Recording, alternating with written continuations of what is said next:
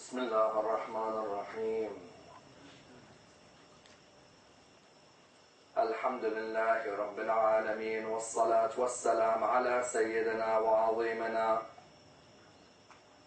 وحبيب قلوبنا وشفيع نفوسنا أبا القاسم محمد. اللهم صل على محمد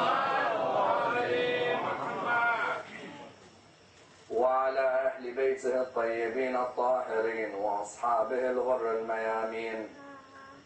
الحمد لله الذي جعلنا من المتمسكين بولاية سيدي ومولاي علي بن أبي طالب.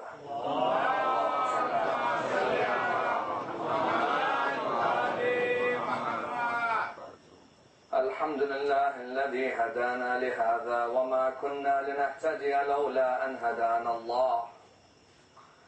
أما بعد، يقول الله في كتابه الكريم: بسم الله الرحمن الرحيم. يا نساء النبي لستن كأحد من النساء. The first of our salawat in honor of Rasulullah Muhammad sallallahu alayhi wa alihi wa sallam.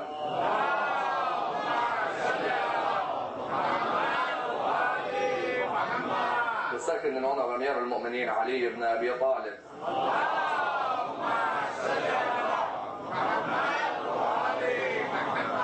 The third with your loudest voices in honor of Imam Sahib al-Asr wal-Zaman.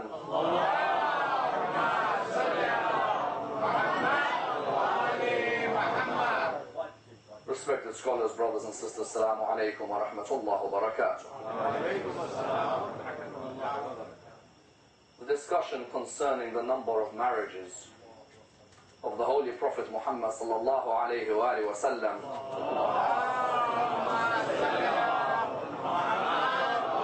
is a fundamental discussion in Islamic thought, and a discussion which requires an in-depth examination, for it is a discussion which affects each and every one of our lives.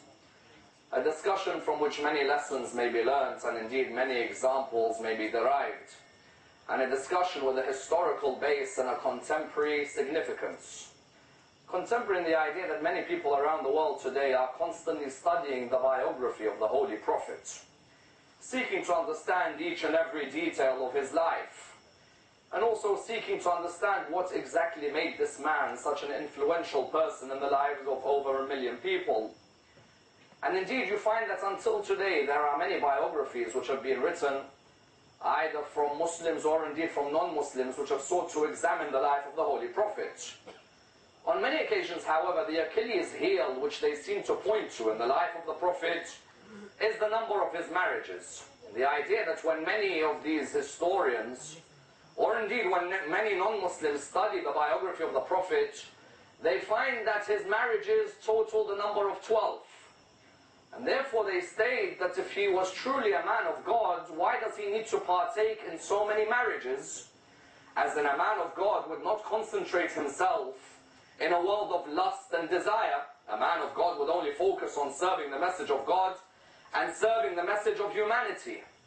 And therefore you find that many have come forward and made this accusation that the Holy Prophet was not a man who looked for the hereafter, but was rather a man who was more concerned about his own desires than about the adornments of this world. And that's why there is a need for us to examine this area as to what was the philosophy behind the marriages of the Holy Prophet. As in, could he not have only married one lady and that would have been sufficient for him? Why was there a need for him to marry so many ladies in this period of his prophethood? Because if you were to come to a Muslim today and ask him, he would say to you, the Holy Prophet married Khadija bint Khuwaylid, and then he married As-Sawda, and then he married Zainab bint Khuzaymah, and then he married Zainab bint Jahash, and then he married Aisha bint Abu Bakr, then he married Hafsa, the daughter of Umar, then he married Juwayriya, the daughter of Al-Harith, and he married Safiya, the daughter of Huway ibn al-Akhtab, and he married Salama, and he married at the same time Maria al-Qibtiyya, Mary the Coptic. When you hear all of these names, you begin to ask yourself the question that could he have not only married Khadija alone, as in when Khadija died, why did he have to marry all these other ladies? He could have simply continued living a life where he was already married for 26 years. He had already had a child from that marriage. Does he really need to marry anymore? And therefore you find tonight's examination seeks to study what was the philosophy behind the marriages of the Holy Prophet. And you find that this study is of the utmost importance. Why? Because whether you're at school, or at college, or at university, or indeed you're at the workplace, you'll always be asked the question as to why he married so many women. And there is a need for us to be able to answer this question in depth, because we know the wives of the Prophet occupy a prominent position in every school in the religion of Islam. The verse which I chose at the beginning, what does it state? Bismillah ar-Rahman ar-Rahim. Ya nisa an-Nabi, lastunna ka'ahadin min an-nisa. O wives of the Prophet, you are not like any other wives. Meaning that your position in this religion is a position which has to be honored. Likewise, in another verse in the Quran, in chapter 33, verse 6, النبي أولى بالمؤمنين من أنفسهم وأزواجه أمهاتهم. The Prophet has a greater right on the believers than they have on themselves, and his wives are like their mothers. Hence today in the world, many times, when you hear the name of the wife of the Prophet, you always hear the name before it, al-Mu'mineen. The reason you hear al-Mu'mineen is because you see the verse in the Quran, وَأَزْوَاجُهُ أُمَّهَاتُهُمْ. And his wives are like your mothers, in the idea that they could not get married to anyone after Rasulullah had died. They occupied that position of being like a mother. Therefore, what you find? You find the examination tonight takes a number of stages. Question number one, is a prophet who doesn't get married all his life greater than one who does? Question number two, were there prophets before our holy prophet who married many wives? If so, what was the reason? Question number three, if in Islam we're allowed to marry only 4, how comes the Prophet married up to 12? Question number 4, what was the philosophy behind these marriages and how are they split into 3 areas? And question number 5, how important was Khadija to the Holy Prophet and what would he describe her as in his life and her importance? Let's examine this and we would have dissected the topic in complete depth. The first question that is posed in this particular issue is a question which arises from many people within the Christian world. Many Christians come forward and say that Jesus was greater than Muhammad. You ask them why? They say because the Prophet Jesus was closer to God than Muhammad was. For what reason? They say Jesus never got married in his life and therefore dedicated his whole life to God. Whereas Muhammad, because he got married on so many occasions, was more concerned about his own desires than he was about God. This is arising in many debates. Until today you'll hear many Christians will put this forward and they'll state that look how much Jesus wanted to please God and not please his own desires. We reply on this first level by stating what? On the first level, the Prophet Jesus, how many years was he on this world? The Prophet Jesus, the poor man, was only in the world for 33 years. As in, had he lived till the age of 60 or till the age of 70 and he had not got married, then someone would have raised a question that you've lived until 60 and 70 but you haven't got married at all. But Prophet Jesus alayhi salam, as we all know, lived until which age? Until the age of 33 he lived in this world. Then Allah subhanahu wa ta'ala, as per the verse of the Quran, says, I raised him towards the heavens until there would be a time when he would return. 33 years on the earth does not mean you've dedicated your life to God. It simply means that your circumstances up till the age of 33 would not allow you to get married. That's why we have a hadith from one of our imams which states, when he was asked why did Prophet Jesus not get married while he was in the world, he replied, because in those 33 years the amount of irresponsibility that came with his message to the children of Israel dictated that he could not balance between the message and his personal life. He had to make a decision. Either I completely dedicate towards the message or I dedicate to the personal life.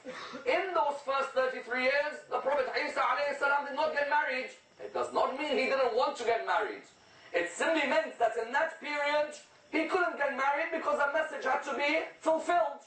And that's why you find that if somebody poses this argument on the Prophet Jesus issue, you can reply to the Christian by saying 2 arch-prophets mentioned within the Bible themselves both got married. Does that mean Jesus becomes much greater than them? Who are they? Prophet Ibrahim alayhi salam and Prophet Nuh. Abraham and Nuh are seen as the fathers of the prophets of God. If you were to look within the Bible, you'll find that Ibrahim got married. According to many narratives, Nabi Ibrahim was married 3 times. He was married to Sarah, and he was married to Hajar, and he was married to a lady by the name of Caesar. You find that Prophet Ibrahim, no Christian comes forward and says, Ibrahim did not dedicate his life to God. On the contrary, they say Abraham's sacrifice is a sacrifice that remains with mankind until today. Likewise, Prophet Nuh alayhi salam had married more than 1 wife. You don't find a single Christian who says because Nuh married more than 1 wife, it means that Prophet Nuh didn't dedicate his life to God. The difference between Ibrahim, Nuh and Jesus was what? Jesus was only here for 33 years. Nabi Nuh reached 3,000 years. As in Nabi Nuh alayhi salam lived a long life, hence when you live that long, then you're bound to get married on a number of occasions. To state that Jesus is greater than Muhammad because Jesus didn't get married and Muhammad did, defies the point of the age of Prophet Isa alayhi salam. And this particular concept that you are more religious if you stay away from marriage is a concept which even affected the early Muslim community. How? You find that a lady wrote a letter to our 6th Imam, saying to him that, oh Imam, I have decided I want to get closer to God by staying away from marriage. Imam replied to her with a quite beautiful reply. What did he state? He said to her, if remaining closer to Allah is by staying away from marriage, then Fatima al-Zahra salawatullah wa salamuhu alayha would have been the first not to get married. Whereas Fatima al-Zahra herself got married, it's highlighted that Fatima al-Zahra was making the point that staying away from marriage doesn't mean you get closer to God. In the world today, unfortunately, in certain religions, a religious figure is someone who stays away from marriage. Whereas the religion of Islam said, no, the greatest personality is the one who can balance his marriage and balance his public life as well. And that's why on the second level, what do we ask? We ask, was the Holy Prophet the only man who married that many wives? Or were there prophets of God who had already married many wives before him?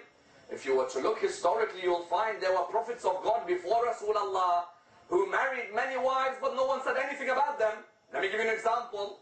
How many times have you read the story of Prophet Yusuf alayhi salam? What made the meeting between Yusuf and his brother Binyamin so special at the end? What made it so special? As in, he's got other brothers who are alive, doesn't he? But why was that brother so special to him? Because they came from the same mother, isn't it? That meant that the other brothers were coming from different mothers, isn't that true? That means Prophet Yaqub alayhi salam could not only have been married to one woman. The fact that Binyamin was so close to Yusuf indicates that Binyamin and Yusuf were from the same mother. But the other brothers were from how many mothers? Another 3, which means what? Which means Prophet Yaqub alayhi salam in his life married 4 ladies. Who are they? He married a lady by the name of Palma, and a lady by the name of Rakael, and a lady by the name of Leah, and a lady by the name of Zelda. These were the 4 wives of Prophet Yaqub alayhi salam. Did you ever hear anyone say Prophet Yaqub is a man of lust? On the contrary, it was a norm in that society to marry more than 1 wife. Let me give you a second example. Prophet Musa alayhi salam. Prophet Musa is seen as a great prophet in virtually every religion in the world today in terms of the monotheistic religions. Prophet Musa alayhi salam married only 1 woman in his life?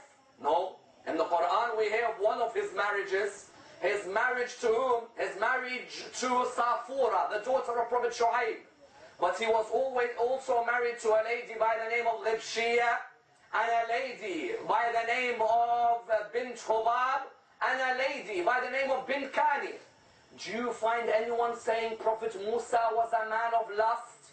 That he married 4 wives and therefore didn't dedicate himself to God? On the contrary, everyone praises Prophet Musa as a man of dedication to God.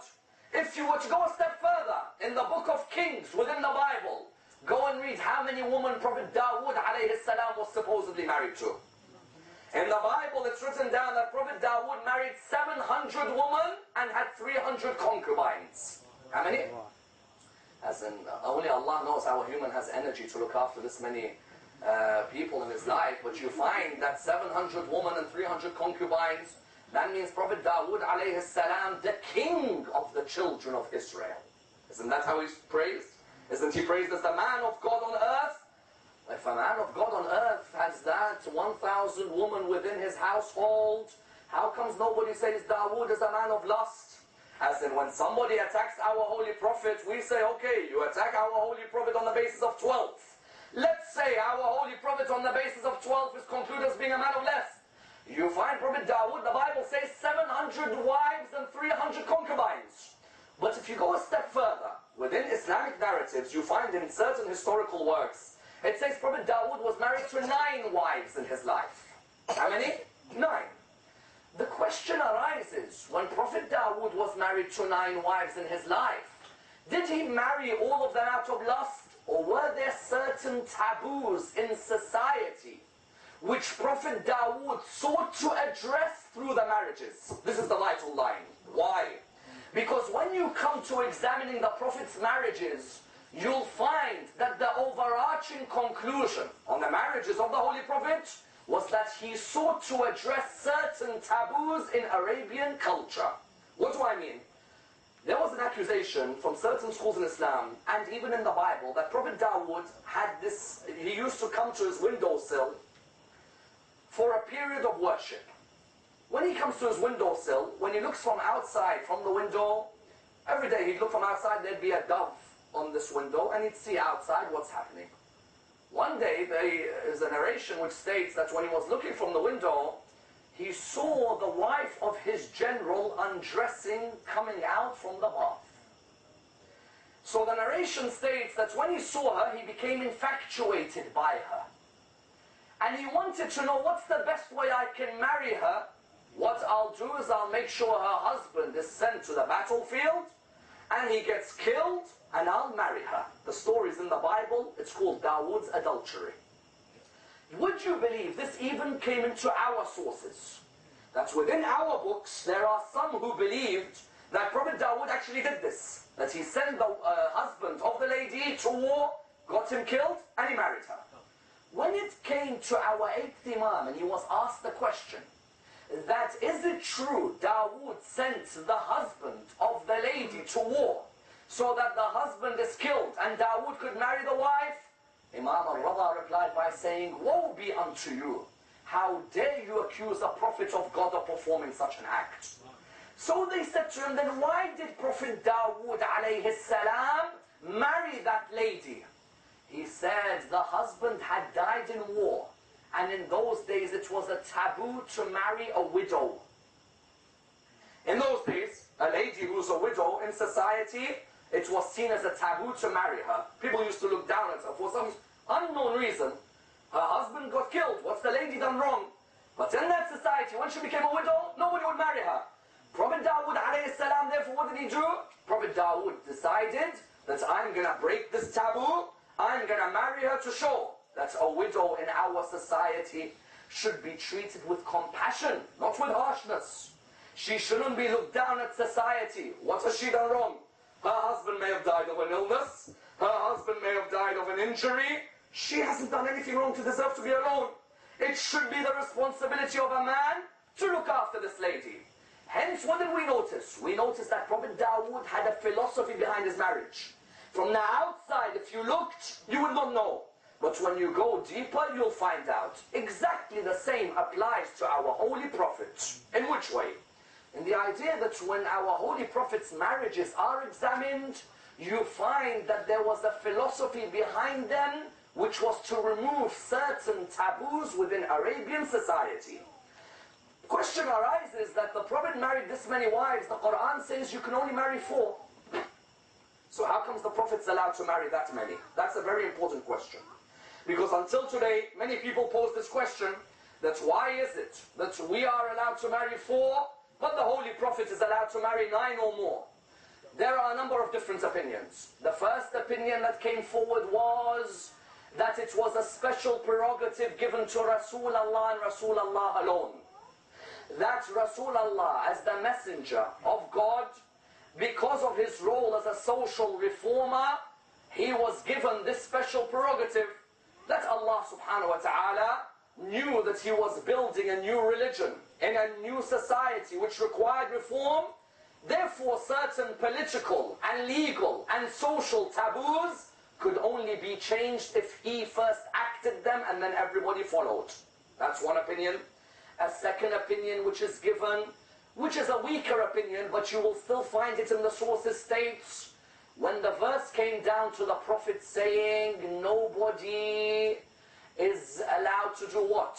The verse came down and said, nobody is allowed to marry your wives after you've married them. Then the verse came down after it saying, if you are married to many wives, you can only now have 4. So the second opinion was that the Prophet, if he was already married to 9, and the verse said that after he dies, from these 9, they are not allowed to marry after he dies. And then a verse came which said you can only now have 4, that means 5 would be in the world with no one to look after them. Hence Allah gave a special prerogative to the Prophet, which stated what? Which stated you're the only one who can keep your wives. The ones who you've already married. Surah 33, verse 50. Bismillah ar-Rahman ar-Rahim. Ya ayyuhan nabiyyu, inna ahlalna laka azwajaka allati atayta ujurahun. O Prophet of God, we have made lawful for you those wives who you've already given their dowries. Hence, when you look at this, the question arises, which of the two opinions is normally taken? The first one. What's the first one stating? The first one states that the Prophet, as a special prerogative, was allowed to continue with his wives, to marry that many, in order to remove legal taboos, political taboos, and social taboos which may have existed. Let's look at these marriages and divide them into these 3. The first type of marriage which the Prophet married in order to remove a particular legal taboo and introduce a law was his marriage to Zaynab bin Jahash. What happened there? You see, this marriage was because of a legal reason. The Holy Prophet had an adopted son by the name of Zayd bin Harith. Zayd, his adopted son, the narrations, what do they say to us? They say that this Zayd was abducted as a child. When he was abducted as a child, Khadija's nephew had purchased him. He had given him to Khadija. Khadija gave him to the Prophet. The Prophet kept him as an adopted son. When his father Haritha came towards Meccan society, he looked everywhere for him. He tried to find him, until when he found him, he said to him, come on, let's go back home. He said to him, I want to stay with the Prophet. The father said, but I'm giving you a life of freedom and a life of enjoyment. He said, no, this man is a man of generosity, I want to stay with him. So he was called Zayd ibn Muhammad. Until the verse was revealed that you call your sons by their real father's names. So his name went back to Zayd ibn Harith. This Zayd, Rasulullah wanted him to get married to his cousin, Zaynab bin Jahash. Zaynab was from an aristocratic background, from a wealthy family, and Zayd was originally a freed slave. Rasulullah wanted the two of them to get married in order to remove this taboo which existed, that if you're from the upper class, you can't get married to the lower class. When the two of them got married, they weren't getting on with each other, unfortunately. However hard they tried, they were not getting on with each other. Eventually, they decided to divorce. After they divorced, in Arabian society, there was a legal custom they had. What was it? That you, as a man, cannot get married to the ex-wife of your adopted son. The Holy Prophet was ordered by Allah to marry Zaynab to abolish this custom which they had. That the ex-wife of the adopted son, there is no harm in you marrying her, because that's not your real son, that's the adopted son. If they've divorced each other, there's no problem, the two of you getting married. So Rasulullah ended up getting married to Zaynab bin Jahash. What was the reason? The reason was to introduce a law that there is no harm whatsoever in marrying the ex-wife of your adopted son. Therefore, the first type of his marriages, the first philosophy, was to introduce a law. The second philosophy was to look after the widows and divorcees of your community. Why? In Arabia, it was a taboo to marry a widow. A widow, someone whose husband's dead, It was the taboo to marry her. In the early Meccan society, in the early Medinian society, you found there were many widows who were living. To introduce the idea that there is no harm in marrying a widow, Rasulullah decided to marry a number of widows within the society. For example, you had his wife As-Sawda. As-Sawda had migrated to Abyssinia with her husband. When they had migrated to Abyssinia, the narration states that her husband died in Abyssinia. This lady, upon her return, had no one to look after her, and her father and her brother were amongst the staunchest enemies of Rasulullah. Being a widow with family who hated Islam, Rasulullah said, why is this poor lady alone? And we know very well she left her family to migrate to look after her religion. Now when she's a widow, there's no one to look after her. Rasulullah married As-Sawda. Number 2, Zainab bint Khuzayma. Her husband Abdullah ibn Jahash died in the battle of Uhud. She was therefore a widow, no one to look after her, and she was known as the mother of the poor, one of the nicest and most humble ladies in Arabia. But when Abdullah ibn Jahash died in the battle of Uhud, no one to look after her, Rasulullah married her. You found, for example, Salama, who many of us hear in accordance with Hadith al-Kisa. Salama, her original name was Hind. She was married to Abdullah Abu Salama. You found that when he had died, the narration states there was no one to look after Salama and her orphans, 2 sons and 2 daughters. So Rasulullah married her in order that she did not feel she was alone, even though she was at very old age, like Zainab, like Sawda. For example, Hafsa, the daughter of Umar ibn al-Khattab, her husband, by the name of Khunais ibn Hudayfa, had been killed in the battle of Badr. There was no one to look after her. Umar came to Rasulullah. He said, Ya Rasulullah, my daughter, there's no one to look after her. Her husband Khunais ibn Hudayfa has been killed in the battle of Badr, and there is no one to marry her. Rasulullah said, as a widow, doesn't matter. If there's none of these Muslims going to take it on their part to marry her, then I'll marry her. Therefore, what you have? Sawda, Zainab, you have Hafsa, you have Salama. At different parts in his life, he married them because of the second reason, to remove the taboo that a widow should not be married. The third reason he got married to the other wives was to bring political alliances and not keep political disunity. In which way? There were marriages of Rasulullah where he married the daughters of some of the staunchest enemies of the religion of Islam. But the aim was hopefully that when you see the way I look after your daughter, I hope it will bring you towards the religion of Islam.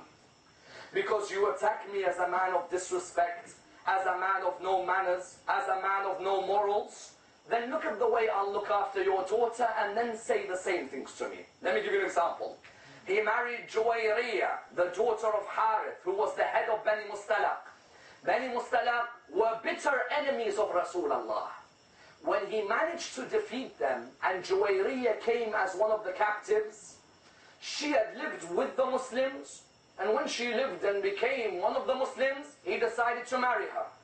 When he married her, the other 200 captives who were present, the soldiers said, if Juwayriya, who's the daughter of the head of this tribe, and she now becomes the head of all these soldiers, if Juwayriya is now married to Rasulullah, that means all the other captives are the cousins of Rasulullah. Therefore, all these captives are now free. When the head of Bani Mustalaq heard that his daughter is being treated in this way, and that the captives are all being released on account that their cousin has married Rasulullah, the head of Bani Mustalaq brought his whole tribe to Rasulullah and said, all of us want to join the religion of Islam. Because we thought that when you're going to marry our daughter, we thought you're going to torture her, we thought you're going to torture the soldiers, but your soldiers have been so humble that just because you married our daughter, they treated the other captives as being cousins, therefore we want to join the religion of Islam. Juwayriya, you find Safiya, the daughter of Huway ibn Akhtab, she was the daughter of the head of the Jews of Khaybar. When she married Rasulullah and the Jews saw the way Rasulullah protected her, the narration states what happened. The narration states that the alliances between the Jews and the Muslims became stronger on account that their daughter had now joined the religion of Islam and was giving good reports back about the religion. That was number two. You find, for example, amongst the other political marriages, Habiba, the daughter of Abu Sufyan. Abu Sufyan's daughter, Habiba. You know, some people later would call Muawiyah the uncle of the believers. Why? Because Muawiyah's sister, Habiba, was married to Rasulullah. Habiba, originally her husband was Ubaydullah ibn Jahash. But Ubaydullah ibn Jahash, when he migrated with Habiba, notice this Habiba, it wasn't easy for her to leave her dad. Abu Sufyan was the staunchest enemy of Rasulullah. With Abu Lahab, with Abu Jahl, Walid ibn al-Mughira, Utbah ibn Rabi'a. These were the staunchest enemies of Rasulullah. Habiba left her father's house to protect her religion. She went with her husband Ubaydullah bin Jahash to Africa. She went there. She lived there with him. But this Ubaydullah bin Jahash, instead of remaining a Muslim, sees a beautiful Christian girl one day. He tells her that I want to live with you. She says, the only way you'll live with me if you leave Islam. He said, very well, I'll leave the religion. He left the religion and left Abu Sufyan's daughter alone. Habiba was simply sitting there alone, having left everything in the world. She now had no one to protect her. Rasulullah knew very well that although he was away from her, she's in Africa, he's away, he knew that if this news reaches Abu Sufyan, that a Muslim had married his daughter, and that he had left Islam for Christianity, and left the daughter alone, this would enrage Abu Sufyan even further, wouldn't it?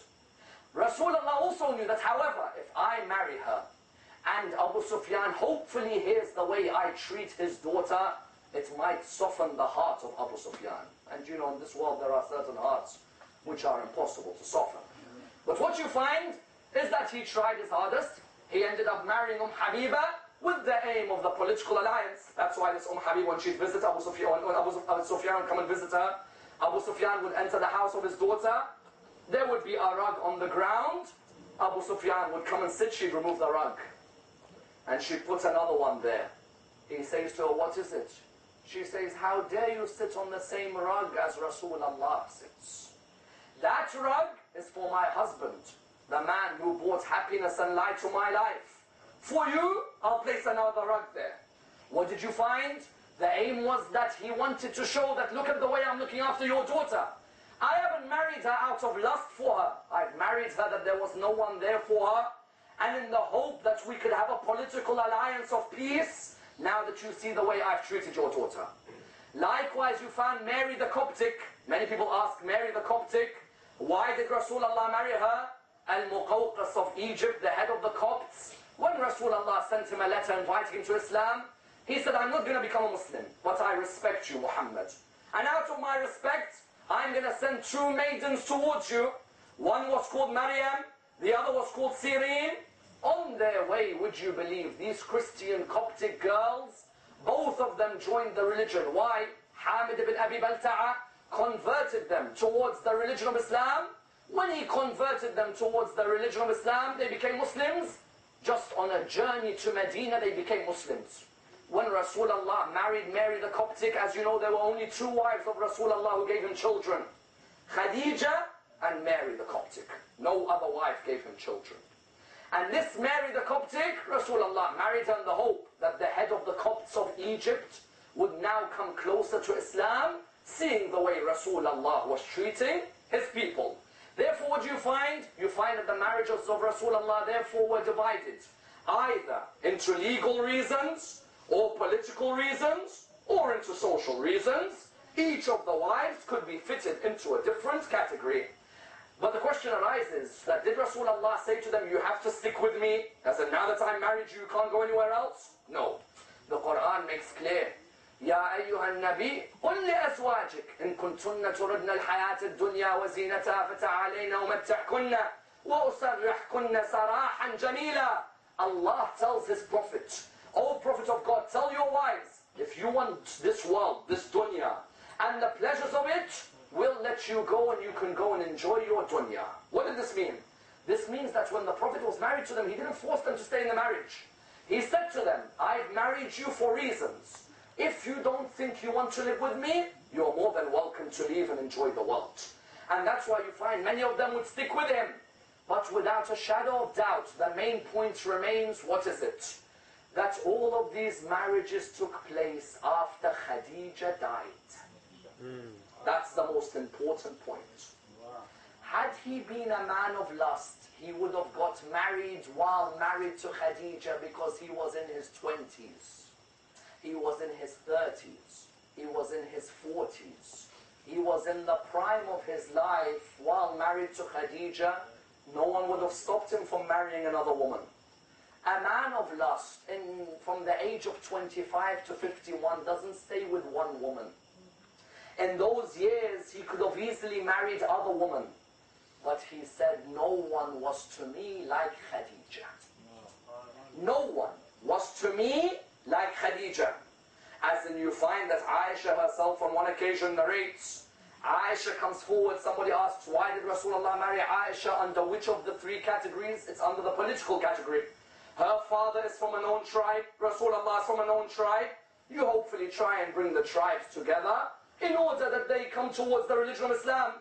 Aisha herself would get frustrated. Why is it that after Khadija is dead, he always brings back Khadija's memory? On one occasion she says to him, he replies very clearly.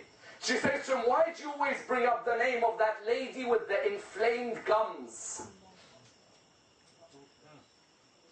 The idea is that somebody who's old, toothless, looks ragged now, whereas look at me, I'm young and I'm in front of you, I'm in my teens sitting there.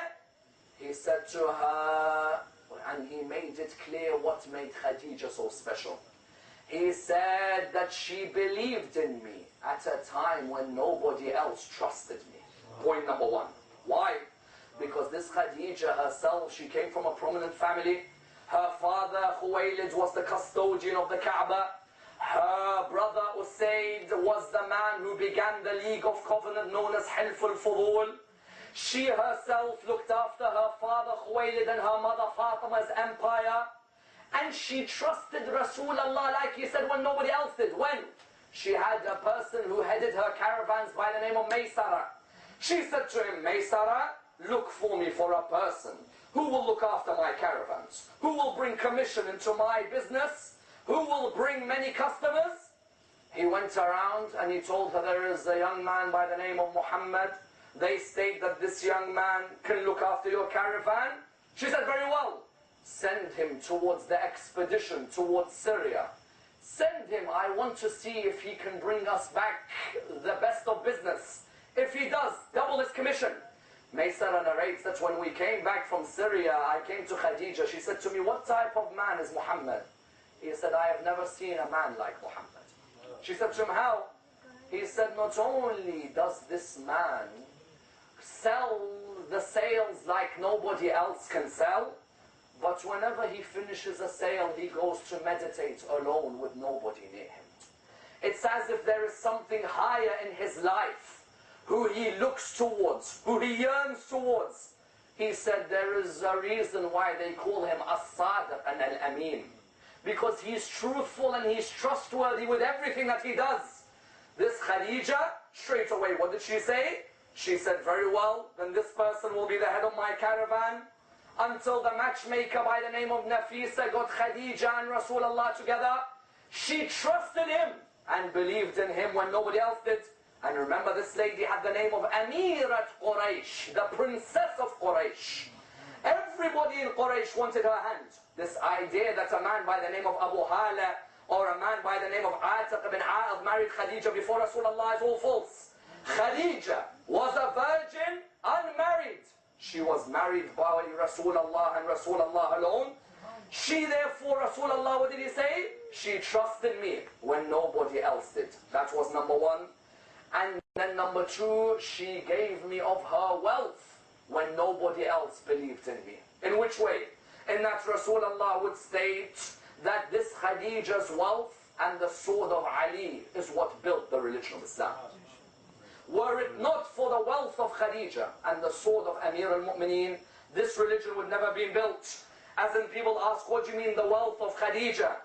You know those 3 years of sanctions which were placed on Rasulullah in the valley of Abu Talib, when the whole of Mecca boycotted Rasulullah.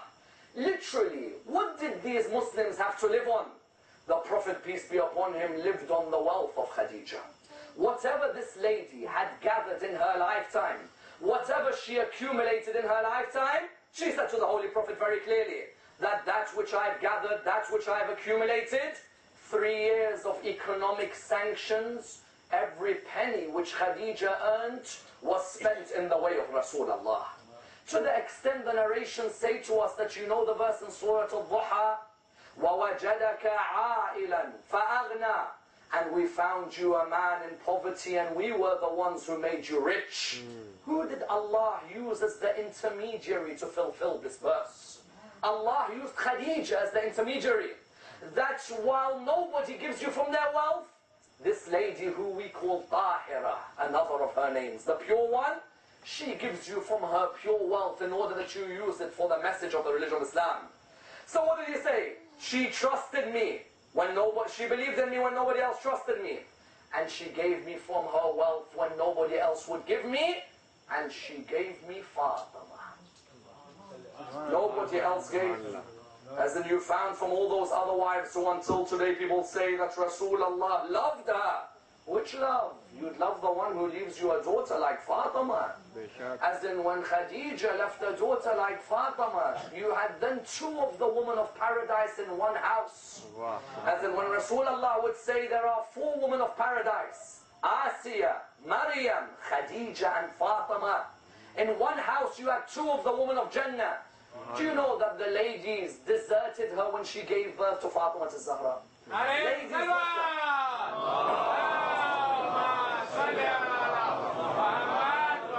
Second salawat.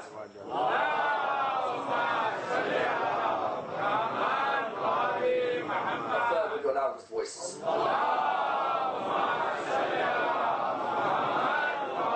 Ladies would desert her when she gave birth to this daughter. But you found that a reflection of her walking on the earth was Fatima. To the extent that when the Prophet would look at Fatima, he'd always remember Khadija alayhi salam. It was therefore of no surprise that Rasulullah would say Fatima is the mother of her father. He felt that she was leaving a legacy which Khadija had left behind. And that's why Asma bint Umays herself narrates that when Rasulullah, when I saw him coming, when I saw Khadija in her final moments, I came towards Khadija and I said to her that I can see you crying, but heaven awaits you. For you are one of the women of heaven. Why is it that you cry? She said, I don't cry because of having to leave this world. Rather, I cry for my daughter Fatima. Because every daughter, when she gets married, she'd want her mother to be alongside her.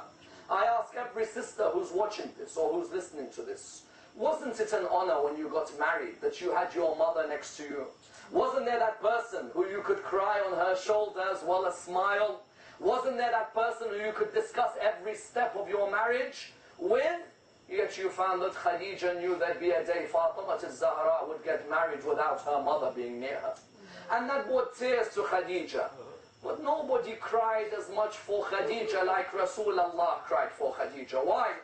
Because when he saw Khadija give all her wealth away to the religion of Islam, when he came to bury Khadija, he found that he didn't have the wealth to give her a kafan long enough to cover her body. Because every human being, when they die, they deserve a kafan to cover their body. It is sad to hear of a human being left on a ground with no kafan to cover their body. There is nothing as painful as hearing a human being who is left on the heat of a ground without anything to cover his or her body. It's as if when Khadija was about to die without a kafan covering her body, it's as if Ahl al-Bayt were getting used to the fact that they may one day have a member in their family who dies without a kafan to cover his body. And that's why the narrations say to us that when Khadija died, Rasulullah came with the kafan. As he was placing the kafan on the body, the narration states that when he placed the kafan on the body. The kafan wasn't long enough to cover the whole of her body.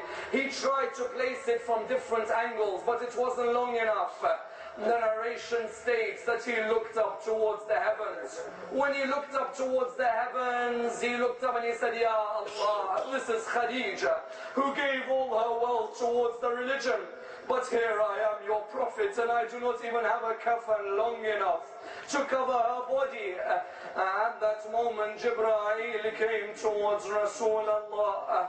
When he came towards Rasulullah, he came with 5 kafans to Rasulullah.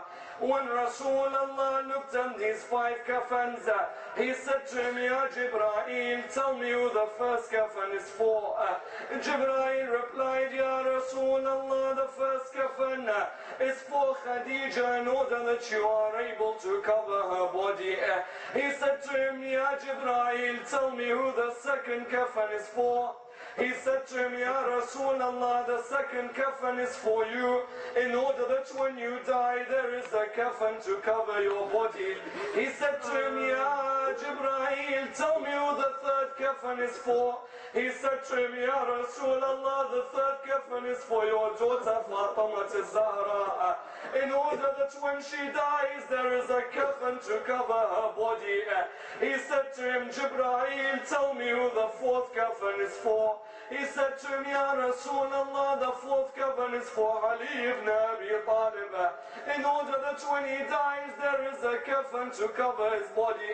He said to him, Jibreel, tell me who the fifth kafan is for. He said to him, Ya Rasulullah, the fifth kafan is for your grandson Hassan, in order that when he dies, there is a kafan to cover his body. He looked towards him and he said, Jibreel, tell me where is the kafan for Ammar Nakshawani? Jibreel, tell me where is the kafan to cover the body of Imam al-Hussein? He said to him, Ya Rasulullah, Ammar Nakshawani will die without a kafan to cover his body. He said to him, why? He said, because the horses of Bani Umayyah will trample on the body of Ammar Nakshawani, turning his body one way and the other. Inna lillahi wa inna ilayhi raji'un.